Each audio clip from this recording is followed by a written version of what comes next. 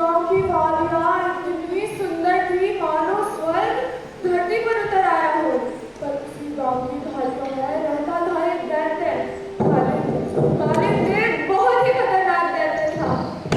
अपनी ठंडी हवा गांव के चारों तरफ फैलाता तो गांव के फूल पौधे पत्ते सब सूख जाते।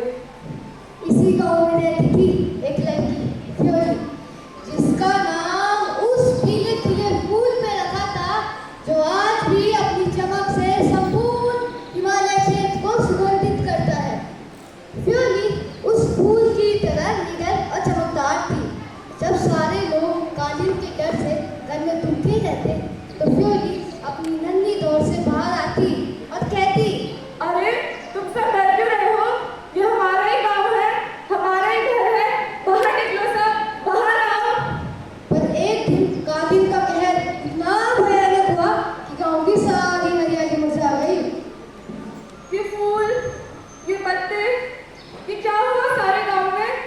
ये सब कुछ कैसे मुरझा गया? बच्चों के चेहरों पे उदासी छा गई, लोगों की आंखों में डर बैठ गया।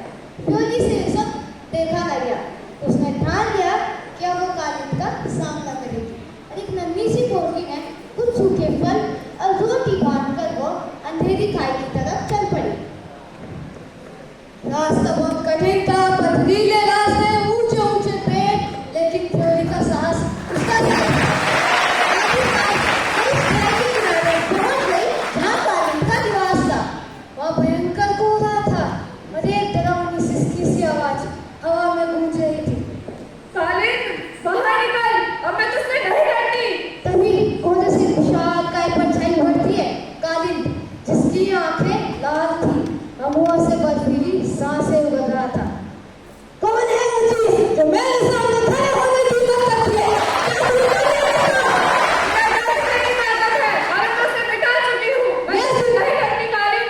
ये सुनकर कालिंद क्रोधित हो जाता है और एक तेज गर्जना करता है और एक जहरीला हवा का गोला फ्योरी की तरफ फेंकता है।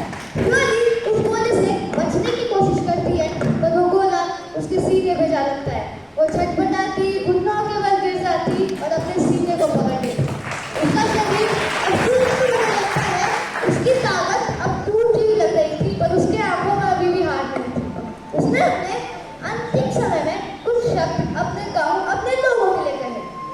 मेरे शरीर में अब भले ही जान क्यों ना हो, पर मेरी आत्मा हमेशा तुमसे लड़ी रहेगी कालिंद। ऐसा कहते कहते फ्योरी जमीन में समा गई। जहां उसका दिल था वहां से एक कोमल पौधा उगता है जो देखते ही देखते फूलों से लग जाता है और उस फूल से निकली खुशबू ने पूरी घाटी को बहका दिया। फ्योरी एक छोटा सा फूल जिसमें इतने बड़े दैत्य की शक्ति है। एक छोटी सी लड़की थी जिसने अपने लोगों के लिए इतने सारे त्याग किए। मैं प्रतिवर्ष फुलदेई नाम का त्योहार चैत्र माह के संक्रांति के दिन मनाती। इस त्योहार में नन्हे बच्चे खूब सारे फूल अपनी डालियों में इकट्ठा कर सभी की घरों की चौखटों पर छोड़ आते हैं। और